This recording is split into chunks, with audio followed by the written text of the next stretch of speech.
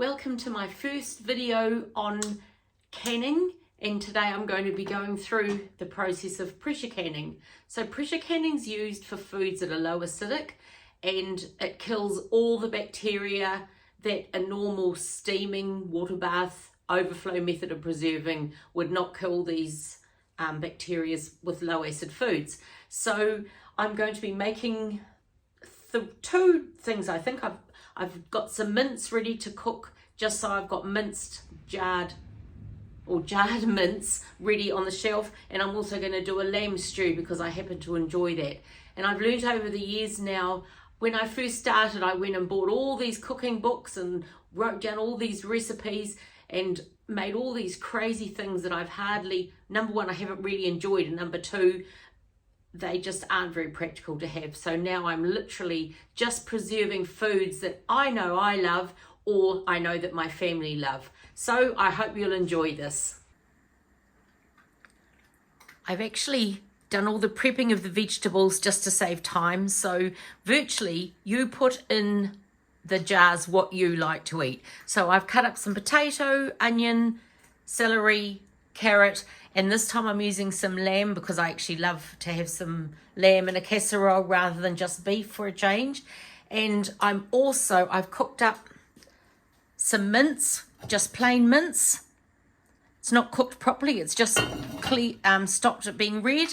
And in the pressure canner pot, there is 3 quarts of water, which is like, I think, 2.9 litres.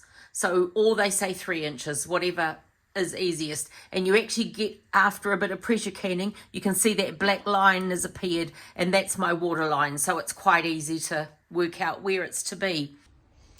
Okay, now I've just put 6 jars out for now because it's all the same procedure, so there's no point to do my whole batch.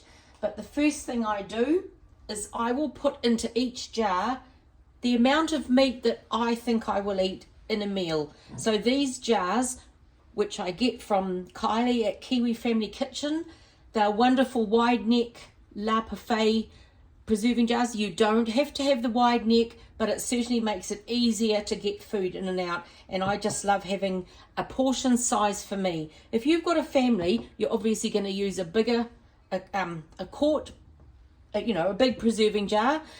But for me, one meal, little jar, so it's perfect. So literally I'm just going to plop into the bottom raw lamb. It's just literally been cut up. I actually got a whole lot of chops on special the other day, and I've just deboned them because it was quite a cheap way of having some lamb because it's got so expensive. And so yeah, and a bit of fat on the meat does not matter because when it's cooked, it's all risen to the top. Sorry, that was just my cat getting up on the bench. So the fat will rise to the top of the jar, and you can just get it off before you reheat it. So it's quite a good thing. And I think having a bit of fat with the meat certainly makes the meat more tender. So that's good. Right. So at the bottom of each jar, there's literally just a portion of lamb that I think I would have. Now this funnel is just a wide necked funnel, and it just means that you can get the food into the jars without making a mess around the rims, because we're going to talk about that shortly. So now I'm just going to add a small handful of onions to each jar. It's really a guess. There's no set things in this case because it's just like if you were making a stew on the stove or in the oven, casserole, you just fire in, unless you're someone that actually just follows strictly a recipe. I don't. I like to just put in food that I like. I'll often put peas and corn in it as well, but just for this, I thought, no, I'll just keep it simple with just staples that you've really got in your fridge: carrots, potatoes, onions, and celery. So once again, we're just filling up the jars. You can put herbs and spices in them. A lot of the recipes that you see online have got thyme and lots of things in them, but I just keep it simple. I literally just put salt and pepper in. Right, now I'll put a few potatoes. Another thing I often do is just literally do an Irish stew where I'll buy neck chops, because a neck chop fits really well in these jars, and it'll be just potatoes, onions, salt and pepper, and the lamb, the neck the neck chop, and oh my goodness, pressure canning just makes food, the meat just melt in your mouth, and it's just so good. And to have a busy day and you come home, you don't even have to think what to have for dinner. You just think, oh, look at those, I'll have a jar of this. Tip the juice into the pot, thicken the juice, tip the solids in, and you've suddenly got a meal. Okay, I'm just going to get water now. Okay, now, first of all, I've got my jug filled with water that I'm going to fill up each jar. But the first thing is I'm going to put salt and pepper in it. Now, you're not supposed to use salt with iodine. So I'm just going to use, I prefer to use, I love this Himalayan pink salt. It's just a lovely minerally kind of salt. So I'm going to put just under a teaspoon in each jar, because I guess you can add no salt if you want, but I prefer to have it ready to eat as it comes out. So it's just under a teaspoon of salt per jar. Seems to be the trick for me, but you literally do it to your preference. Some of you might like things really salty, some of you might not like salt at all. So honestly, whatever you want, you do. And I buy the old-fashioned type of ground black pepper. It's easier because I use quite a lot, because I really think it adds a lovely zip. And you could add freshly cracked pepper, that's fine. I've done that many a time, but this for convenience, and I do like it. That's great. Okay, so with these 6 jars now, we're going to just fill them with water, and it's just plain tap water, up to the bottom of that first rim. And there's my cat again, excuse me. And then we're going to do what's called debubbling, getting all the bubbles out, and the water level is going to go down, obviously, when to replace the air bubbles. Whoops, there's a potato I've missed. Tuck that in there. Okay. And once again, you can add any other spices you like. When you're pressure canning, you can't use flour or rice or pasta, because the heat doesn't transfer, and so you can never thicken up your meal or your things at the time, but it doesn't matter. As I said, I learned the trick. Tip the juice into the pot first, thicken the juice, then add the solids. Now I'm doing what's called debubbling. I'm just literally giving it a good mash around, getting any bubbles out that I can, because heat won't transfer through air. It'll only transfer through the moisture. So that's what I'm doing here. And I see there's some peppercorns have come out whole, which is a bit of a laugh from that jar, but that's okay. Right. Now, those look pretty good. I don't think I'm going to have to add, I might just add a little bit more to this one, but not a lot. So you need 1 inch of headspace. And this clever little tool that comes with everything you need to get for your canning, if you put that to there on the edge of the glass, that's going to measure the inch. So if it's touching the top of that when it's resting on the edge of the jar, that's the perfect inch. And you soon get to just know the look of it. Right, I'm just going to stop here, and then I'll be back in a minute with filling up my mince. Okay, so this was just 1 kilo of mince that I've just cooked until there's no more red. It's not cooked through, and I did add salt just to give it some flavour. And that means that this mince that I'm going to have on the shelf is going to be something that I can turn into anything I want. Maybe I want to make some chili, or just some old-fashioned mince that my grandchildren love, or maybe I want to make a little pie, or maybe I just want something so easy, literally a bit of mince and cut up some greens and mix it all together, and you've got like a mincy stir fry. So it's just so good to have it on the shelf. And approximately 1 pound of raw, well, that's like just over half a kilo, I think, is a pound. If you've a pound, because all the canning things are in American, so they aren't metric. So they say 1 pound of meat per a pint jar. So these are pints. And I think I'm actually going to get another jar, but it's all right. I'll do that in a bit, because I don't need to have it all on display now. Right. So the time has come now. We're going to, once again, we're going to fill this with water to that 1 inch headspace. And all this is cold, so we are cold canning. Everything that goes into the canner is cold. The water inside the canner, which we're going to talk about, is cold. The jars are cold. The mixture's cold. There's going to be no thermal shock when the jars go into the pressure canner. They're all going to heat up gradually together. Now in the pressure canner, you need 3 quarts of water, or that's just under 3 litres of water in the bottom. And as I showed you before, you can see a line on mine now because it's done so much pressure canning. That just gives the adequate moisture to keep the heat up and the pressure inside. Right, you have to be very careful with the rims, that they're completely clean and that there's no grease. Because if there's grease or a little bit of foreign body, the seals will not seal. So every jar, you're going to go round the edge with white vinegar. The white vinegar is going to help dissolve any fat, and that's the good thing about using the big funnel, because it stops a lot of mess going onto the edge of the rim. So sometimes if I have got into a mess, which does happen, I will use just a rag cloth first. Like that was quite fatty there, so I'm just going to actually put some more vinegar on a paper towel in another place and do that again, just so that I know that it's completely grease free. So that's what you do, and at the same time you're feeling for the rim to make sure that there's no chips or blemishes on the rim, because if it's not a perfect rim at the top, you're not going to get a seal. So I'm just going to finish the rest of the jars and I'll be back. Okay, I've completed all the other jars and now it's time for the lids to go on. So these Le Parfait glasses jars, I haven't had one fail. Every single one's gone down. They're just brilliant.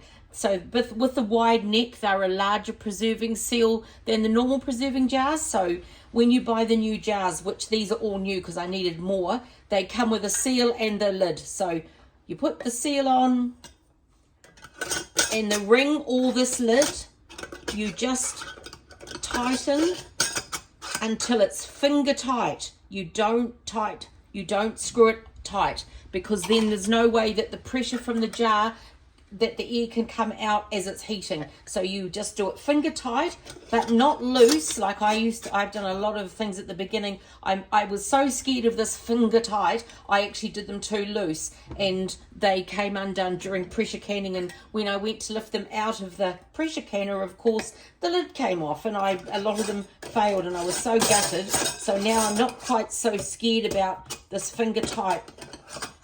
Okay, that one doesn't want to go on there. Sometimes you get a lid that just doesn't want to go on anything, so you just have to muck around till you find one that does. Yep, that one's happy. And you don't force a ring, I've discovered. You find one that fits, because it'll always fail. You think, oh, it'll be all right, but it isn't. So that's my heated warning. Okay, so I'm going to do the rest of the jars and I will be back.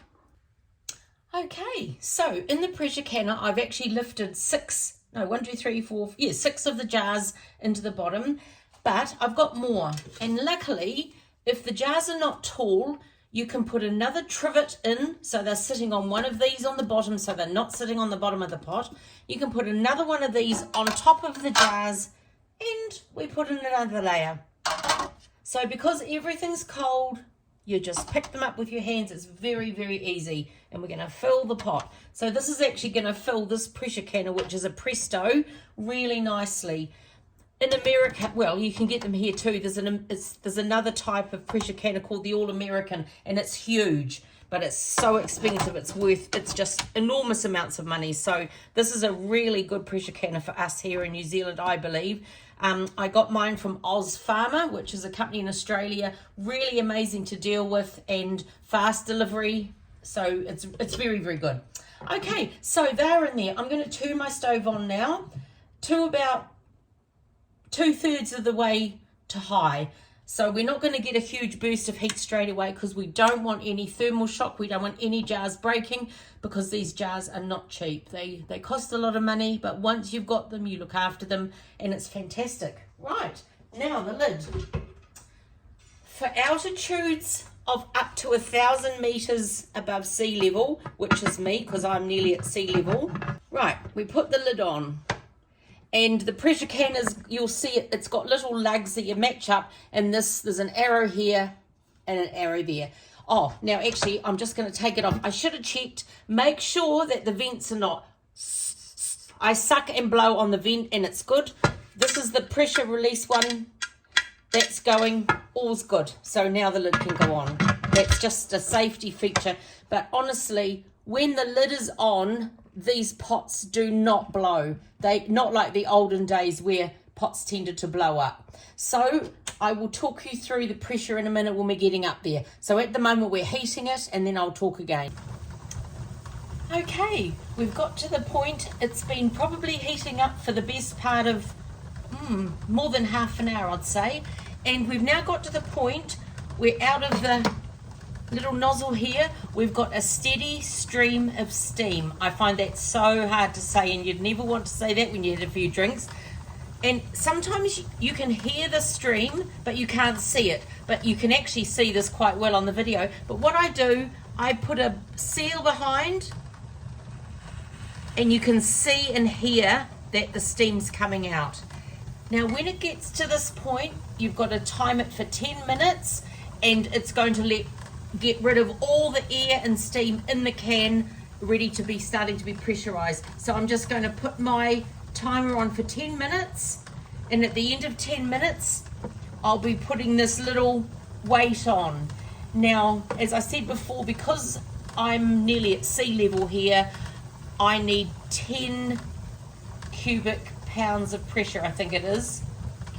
I'm not sure, PSI, sorry, pounds per square inch. It's 10 PSI, and that's the pressure. So this special little jiggler weight is set for 10 pounds. It also comes with 2 other rings to make it heavier for people that are at a higher altitude. But for us, it's only 10 PSI, and we will just wait now for the 10 minutes, and I'll be back. Oh, there's one thing I didn't say. I'll show you. Here's the gauge on the canner, and at the moment it's on 0 because there's no pressure in that. So when we put the little jiggler on after 10 minutes, I will show you how it slowly rises until it gets to the point where we need it. So I will be back. Oh, okay. 10 minutes has gone by, and it's now time to put a little jiggler on. So I'm going to be putting it over onto here. And very soon you'll see this little button pop up, and that is when, as soon as that's popped up, that's sealed inside the can, and the pressure will start to build. Sometimes it can take a couple of minutes, other times it just pops up straight away. I never know.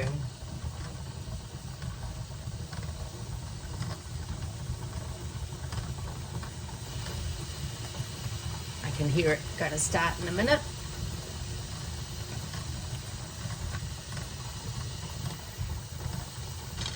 There we go, it's up. Right, gradually the pressure's going to build up, and our little gauge here is going to go up, and as soon as it's up to 10, that little jiggler will start doing its little hula hoop, and I will turn the heat down to a heat where it's going to just maintain the jiggler. So we'll be back very soon. It's now crept up to 5, another 5 to go. So pressure canning is not a quick job. You've really got to allow at least half a day or more to do it, because each process just takes so long with the heating up and then the pressurizing, and then with these pint-sized jars, they pressure can at 90 minutes at 10 psi. So that's another hour and a quarter. Then you've got to let it cool down a little bit until there's no pressure left in the can. So I just like to know that I've got a whole day really in my head, and then half a day will be filled up doing it. And I try to get all the prepping done first thing, and it's just there for when I need to do it, so it doesn't seem such a big job at the time. And it certainly is best to do enough canning, which is to fill the can up, both layers, or if they're big jars, you'll only get the one big jar in, but it just is way better than just saying doing a small batch of like 4 or 6 jars. I think 4 is the minimum you can do in one time. So yeah, it's just economy of time and of the power that you use with the stovetop. And you can use a ceramic top no matter what you read. I've done it forever, and I know so many people that use a ceramic top and there's no problem. So until it gets to 10 psi, we'll talk again in a minute. Okay, we're just about at 10, and you can start to hear the jiggler and it'll be moving.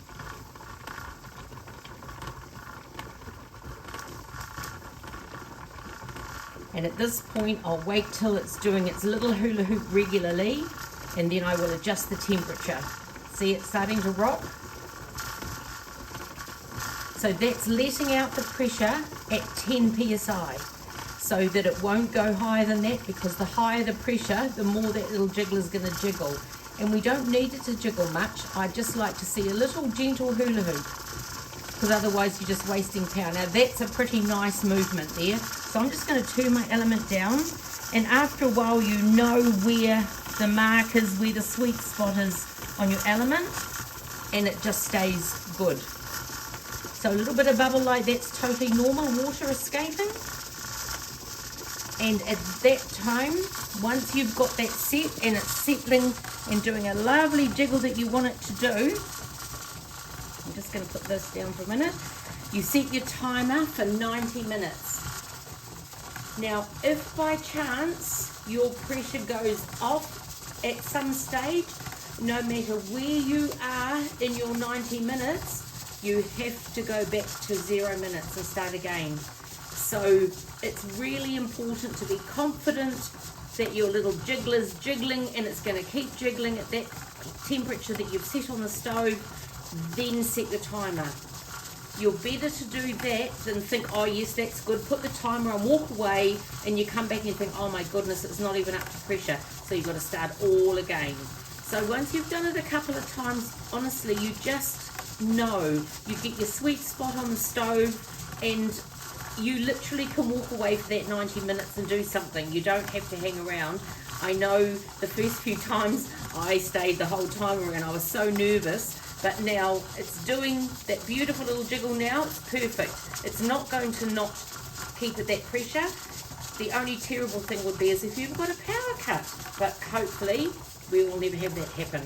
So it's going to jiggle away now for another hour and 15. After that, we'll come back and I'll show you cooling it down and lifting the jars out, and the procedure after that. Right, so 90 minutes has ended, and I'm just turning off the element now, and it will slowly depressurize. That little jiggler's going to start to jiggle less, and soon it will stop, and I'll just gently slide it off the hot element.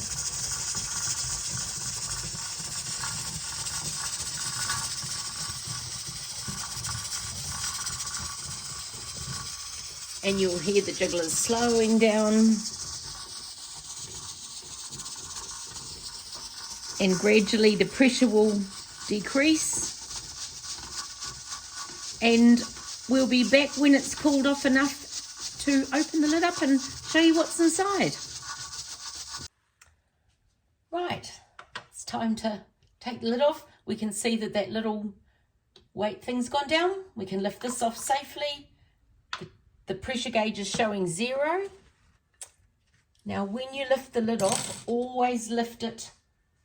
Actually, I'm just going to turn this light on. Always lift it away from you when you twist it open, so that the steam comes out but doesn't get your face, because sometimes it can be a big whoosh. Okay, just put that over on the bench.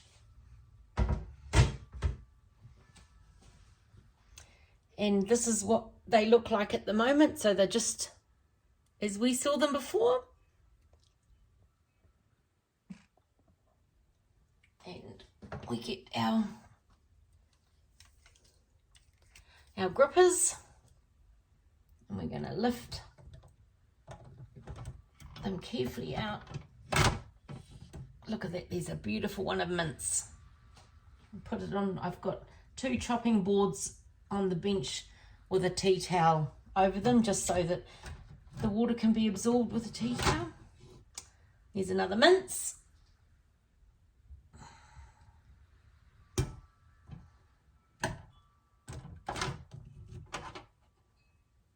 There's a lamb stew.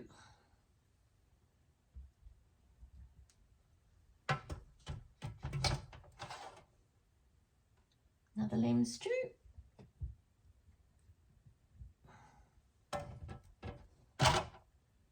And on we go. So that's the last one on the top tier. So carefully lift this out because it's very, very hot. And put it over on the bench. And we lift our next lot out.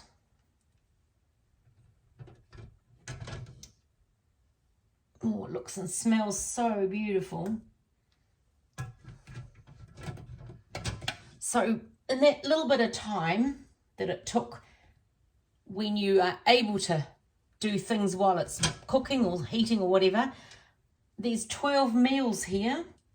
Now, for the, it's pretty neat when you can do a whole lot of this all in one hit. And you've got 12 dinners. So this is the last one. So now these have to stay untouched for at least, well, I'll leave them until this time tomorrow night before I touch them. And then you take the lids off, and then when I've done that, I will tap them and you can hear the sound. So I will do a video of that when I take them off tomorrow night. Right, here they are sitting on the bench, bubbling away. And sometimes they can actually bubble for hours. And some of them don't bubble at all. So don't worry if you look and some are doing it and some are not. So they can happily bubble away if they want to. So the jars have been sitting out and it's the next day, and I will let you see what the sounds are. Hopefully they've all worked. They've all sealed. Yep, a lovely tight sound. I kind of want one not to go down so you can hear the difference. That's good. That's good. That's good. Good. Good.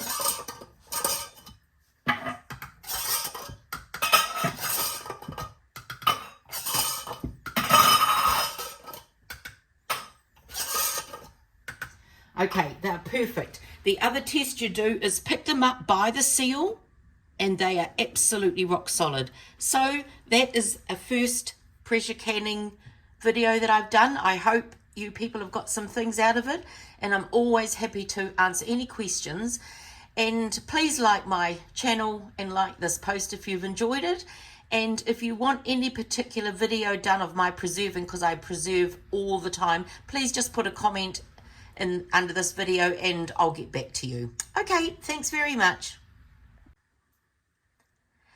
So the jars have been sitting out and it's the next day, and I will let you see what the sounds are. Hopefully they've all worked.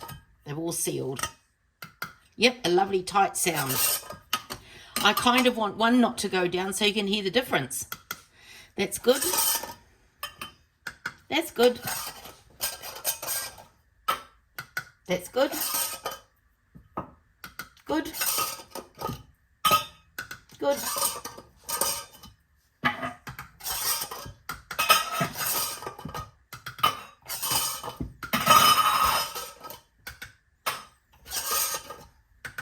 Okay, they're perfect. The other test you do is pick them up by the seal, and they are absolutely rock solid. So that is a first pressure canning video that I've done. I hope you people have got some things out of it, and I'm always happy to answer any questions. And please like my channel and like this post if you've enjoyed it. And if you want any particular video done of my preserving, because I preserve all the time, please just put a comment under this video and I'll get back to you. Okay, thanks very much. My jars are all washed now in warm soapy water, and I will label them in the morning with a Sharpie permanent marker. It's really important to mark what each one is right on them and the date, because it's so easy to forget later when you've done quite a few batches. If anyone's interested in buying any of these beautiful La Parfait jars, head over to kiwifamilykitchen.co.nz and put Green Hills in the coupon box at checkout, and all your La Parfait jars will get 10% off. So that's a deal that Kylie and I are working in together. So I really recommend her business. She sends them really fast, and it's a great deal to get 10% off just this type La Parfait on her website. So that's kiwifamilykitchen.co.nz.